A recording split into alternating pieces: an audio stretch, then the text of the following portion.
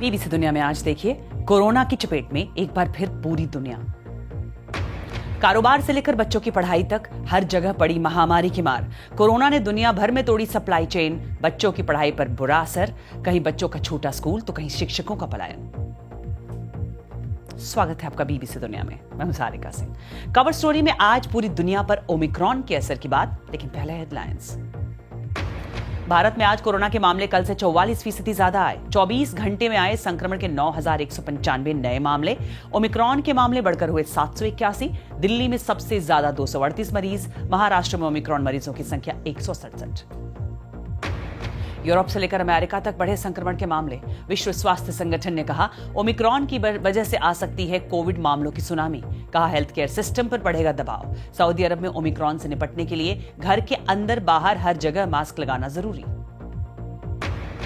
Hong Kong में police ने media संस्थान स्टैंड न्यूज के दफ्तरों पर छापे मारे। लोकतंत्र समर्थक आखिरी बचे मीडिया संस्थानों में से एक माना जाता है ये संस्थान। 6 मौजूद और पूर्व कर्मचारियों को लिया गया हिरासत में। पत्रकारों पर है देशद्रोह से जुड़ी सामग्री छापने का आरोप। इनमें से कुछ अहम खबरों की चर्चा आज बीबीसी दुनिया में।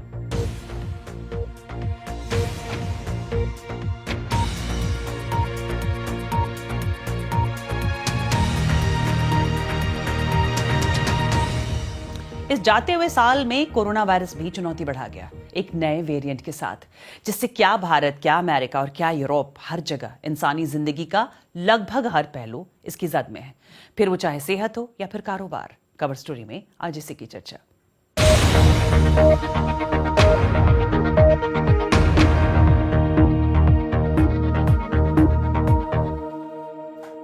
और विश्व स्वास्थ्य संगठन ने आगाह किया है कि ओमिक्रॉन की वजह से कोविड मामलों की सुनामी आ सकती है और बढ़ते मामले इसकी तस्दीक भी कर रहे हैं।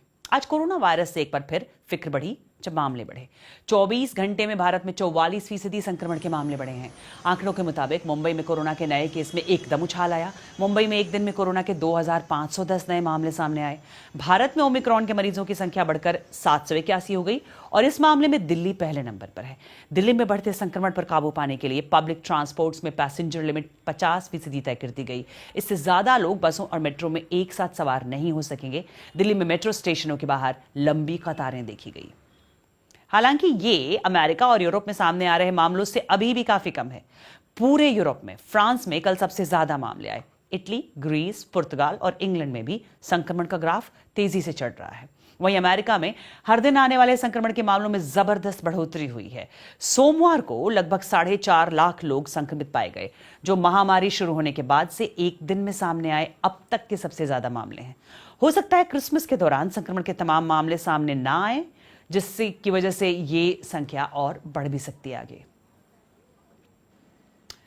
और कैलिफोर्निया यूनिवर्सिटी में मेडिसिन के प्रोफेसर पीटर चिन हांग का कहना है कि इतनी तेजी से बढ़ते संक्रमण के बावजूद अमेरिका में अधिकारी रोजमर्रा की जिंदगी पर ज्यादा पाबंदियां लगाने के लिए तैयार नहीं हैं। जब हम बीमारी फैलने की बात करते हैं तो आमतौर पर सोचते हैं कि लोग आईसीयू में भर्ती हो रहे हैं, दम तोड़ रहे हैं। लेकिन इस बार दिक्कत अलग है।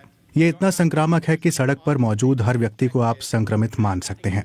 इनमें सब शामिल हैं, फिर चाहे वो हेल्थ वर्कर्स हों या किसी भी काम धंधे से जुड़े लोग। मुझे लगता है कि समाज और अर्थव्यवस्था में इससे उथल पुथल है। जहां तक बात अमेरिका की है, वो किसी तरह का लॉकडाउन न लगाते हुए अपनी इकोनॉमी को आगे बढ़ाना चाहता है। मुझे लगता है कि वो वैक्सीन, मास्क, टेस्टिंग और पाबंदियां सबको साथ लेकर चल रहे हैं। हालांकि बाइडेन प्रशासन की इस बात के लिए आलोचना होती रही है कि उनका सारा जोर वैक्सीन पर रहा है। अब हालत ये है कि तूफान ऐसे समय आया है जब छत दरक रही है और आप भरी बारिश में छत की मरम्मत करने की कोशिश कर रहे हैं।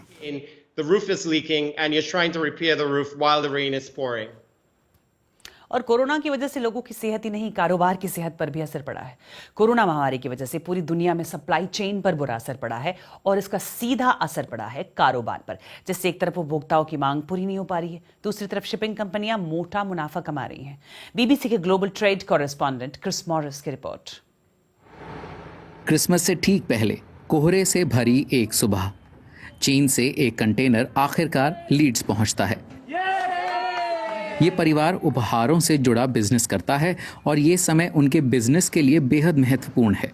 उनका 90% स्टॉक चीन से आता है, जो उपभोक्ताओं को भी महंगा नहीं पड़ता। लेकिन साल 2021 में चीन से आने वाला हर सामान देर से पहुंचा है। यहाँ तक कि क्रिसमस गिफ्ट से भरे कई कंटेनर्स यहाँ जनवरी से पहले नहीं पहुंचने वाले। यदि हमें आज ये स्टॉक नहीं मिला तो ऑर्डर हमारे हाथ से निकल जाएंगे। बिजनेस के हिसाब से ये साल अच्छा रहा है, लेकिन शिपिंग में देरी हुई है और शिपिंग कॉस्ट भी बढ़ी है। चीन से निकलने में ही 3 हफ्ते की देरी हुई, फिर समुद्र के रास्ते 1 महीने का विलंब हुआ। इस सीजन का बिजनेस